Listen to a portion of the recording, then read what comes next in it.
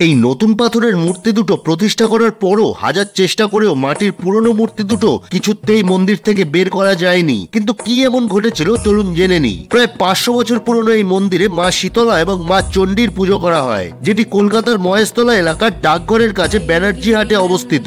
শুরু থেকে এই মন্দিরে এই মাটির তৈরি মূর্তিরই পুজো হতো, কিন্তু আজ থেকে প্রায় 25 বছর আগে মন্দির কমিটি ডিসাইড করে যে মাটির মূর্তি বদলে পাথরের মূর্তি প্রতিষ্ঠা করা হবে। এরপর সব রীতিরিওয়াজ মেনে অক্ষয় তৃতীয়ার দিন মায়েদের নতুন পাথরের মূর্তি প্রতিষ্ঠা করা হয় এবং পুরনো মাটির মূর্তি দুটি মন্দিরের বাইরে বের করে দেওয়া হয়। সেই রাতেই মন্দিরের প্রধান পূজারীর তীব্র জ্বর আসে এবং উনি স্বপ্ন দেখেন যে দুই মা মন্দিরের বাইরে বৃষ্টিতে ভিজছেন এবং খুব কষ্ট পাচ্ছেন। পরের দিন সকালে ওই পূজারী মন্দির কমিটিকে বাড়িতে ডেকে সব ঘটনা বলেন। সেই দিনই মায়ের পুরনো মূর্তি দুটি মন্দিরে ঢুকিয়ে নতুন মূর্তির পিছনে রাখা হয়। তারপর থেকে আজও 4টি মূর্তির একসাথে পুজো করা হয়। মা এখানে খুবই জাগ্রত, তাই সকল ভক্তের মনস্কামনা খুব তাড়াতাড়ি পূরণ হয়ে যায়। এখানে মহাদেব ভৈরব রূপে মায়েদের রক্ষা করে আসছেন। মান্যতা অনুযায়ী হাম বা পক্স জাতীয় কোনো রোগ হলে মন্দিরের পাশের পুকুরে স্নান করে মায়ের পুজো দিলে খুব তাড়াতাড়ি সুস্থ হওয়া যায়। প্রত্যেক বৃহস্পতি ও রবিবার এখানে বড় করে পুজো হয় ও বড় হাট বসে। তাহলে জীবনের কোনো মনস্কামনা পূরণ করতে হলে